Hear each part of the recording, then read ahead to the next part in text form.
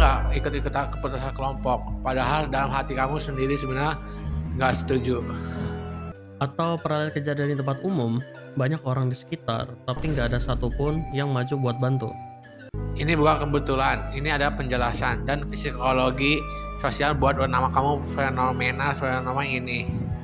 Hari ini kita bahas kenapa kita bisa berubah jadi orang yang berbeda ketika berada dalam kelompok.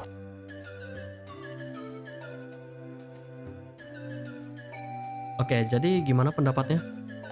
Kalau untuk pendapat aku sih tergantung aja sih, tergantung sih kalau menurut aku sendiri.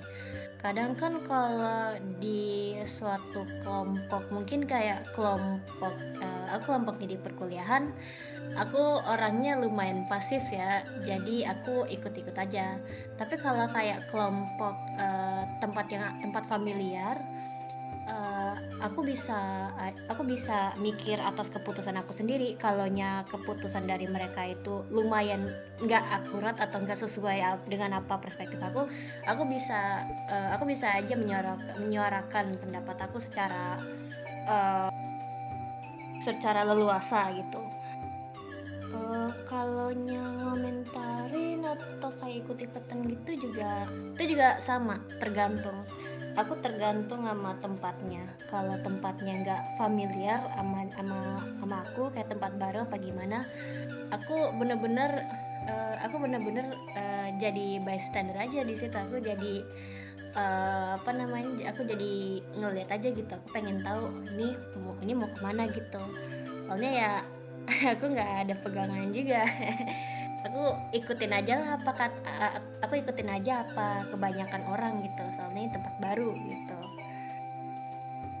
Dan untuk mungkin kalau kayak ada orang kalau ada tempat orang minta tolong di kerumunan gitu, aku di situ sebenarnya aku agak sedikit kaku ya.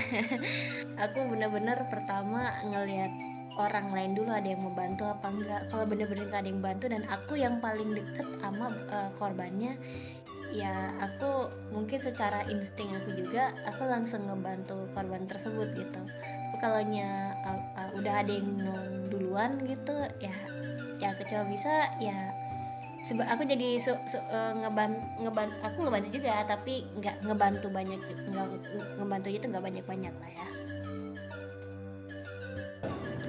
Nah, dari jawaban tadi, lu bisa lihat sendiri bahwa ternyata banyak dari kita yang pernah mengalami hal-hal seperti itu. Dan dalam psikologi sosial ada 3 konsep yang menjelaskan kenapa itu bisa terjadi. Pertama, groupthink, yaitu kecenderungan kelompok dalam mengambil keputusan buruk karena tekanan untuk tetap kompak. Kedua, de-individuation, yaitu hilangnya rasa identitas atau percaya diri dan tanggung jawab pribadi ketika berada dalam kerumunan besar. Nah, yang ketiga nih, yaitu bystander effect, kecenderungan seseorang diam saat melihat kejadian darurat karena menganggap atau berpikir orang lain akan bertindak terlebih dahulu. Nah, kita bahas satu persatu dulu nih. Yang mulai dari groupthink. Groupthink terjadi ketika sebuah kelompok lebih mengutamakan kekompakan dan keharmonisan dibanding mempertimbangkan semua pilihan secara kritis. Akibatnya, keputusan yang diambil seringkali buruk karena anggota kelompok merasa nggak nyaman buat menyampaikan keberatan atau pendapat yang beda masing-masing. Ciri-ciri yang biasa muncul itu perasaan bahwa kelompok pasti benar, tekanan supaya semua orang kelihatan setuju sama opini tersebut, dan juga menahan diri untuk nggak menyampaikan keraguan, walaupun sebenarnya keraguan itu ada. Buat gue sendiri, ini relevan banget. Misalnya waktu rapat kelompok tugas, kadang tuh ada ide yang menurut gue gak tepat, Tapi karena semua orang itu kelihatannya setuju, gue jadi ya ikut diam aja. Padahal kalau dipikir lagi, itu salah satu bentuk grouping yang justru bikin keputusan kelompok jadi gak maksimal. The individu terjadi ketika seseorang merasa antongin di dalam kerumunan besar, sehingga dia kehilangan rasa identitas pribadi dan tanggung jawab atas tindakannya sendiri karena merasa tidak dikenali secara individual. Orang yang jadi lebih berani melakukan hal yang biasanya nggak akan dia lakukan kalau sendirian. Contoh nyatanya, beberapa waktu lalu ada kasus viral di sebuah kampus di mana 2 orang ditemukan melakukan sesuatu yang dianggap melanggar norma di tempat umum. Dalam hitungan menit, kerumunan mahasiswa langsung terbentuk. Interogasi bakal membawa mereka semacam pengajian dadakan di tempat disaksikan banyak orang dan disiarkan di media sosial. Menurut aku, ini contoh yang jelas. Bayangkan, apakah yang satu orang sendiri yang akan berani melakukan integrasi dan menggarap orang lain seperti itu? Kemungkinan besar tidak. Tapi begitu jadi bagian dari kerumunan besar, rasa tanggung jawab pribadi jadi memudah dan orang merasa tindakan digunakan karena dilakukan bersama-sama. Ini bukan untuk menghakimi siapapun yang terlibat kasus itu, tapi justru jadi mengingat bahwa kerumunan bisa membuat kita melakukan hal yang di luar kendali kita sendiri kalau kita tidak sadar. Bystander effect adalah kecenderungan seseorang untuk enggak memberikan bantuan saat ada kejadian darurat. Justru karena ada banyak orang lain sekitar, semakin banyak orang yang menyaksikan, semakin kecil kemungkinan ada yang bertindak karena masing-masing berpikir orang lain pasti akan menolong lebih dulu, ya kan? Ini juga dipengaruhi rasa takut salah menilai situasi atau takut terlihat berlebihan kalau ternyata situasi gak seserius yang dikira. Buat aku, ini juga sering terjadi di media sosial.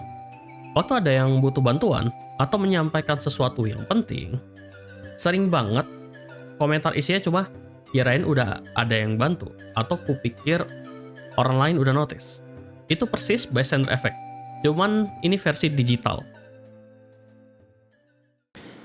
Oke, jadi kita rangkum nih.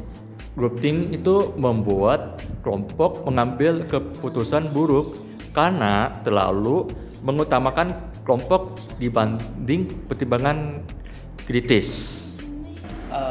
De-individuation membuat individu kehilangan rasa identitas dan juga tanggung jawab pribadi ketika berada dalam kerumunan besar, sehingga berani melakukan hal yang gak akan dilakuin sendirian. Bystander effect membuat orang cenderung diam saat terjadi darurat karena menganggap orang lain akan yang terlebih dahulu. 3 hal yang berbeda, tapi semuanya menunjukkan satu hal yang sama. Kelompok punya kekuatan besar untuk membuat cara berpikir dan bertindak, seringkali tanpa kita sadari.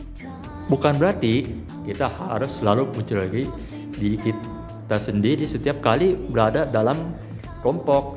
Tapi setidaknya ya, dengan mengetahui konsep-konsep ini, kita bisa lebih sadar kapan kita harus ikut-ikutan karena emang setuju, dan kapan kita ikut-ikutan cuma karena tekanan kelompok. Kalau video ini membuka sedikit perspektif buat lu, tolong bagiin juga ke orang lain ya. Mungkin ada yang butuh buat dengar hal ini juga. Tulis di komentar, pernah nggak kamu sadar lagi melakukan salah satu dari 3 hal ini? Kita diskusi bareng yuk.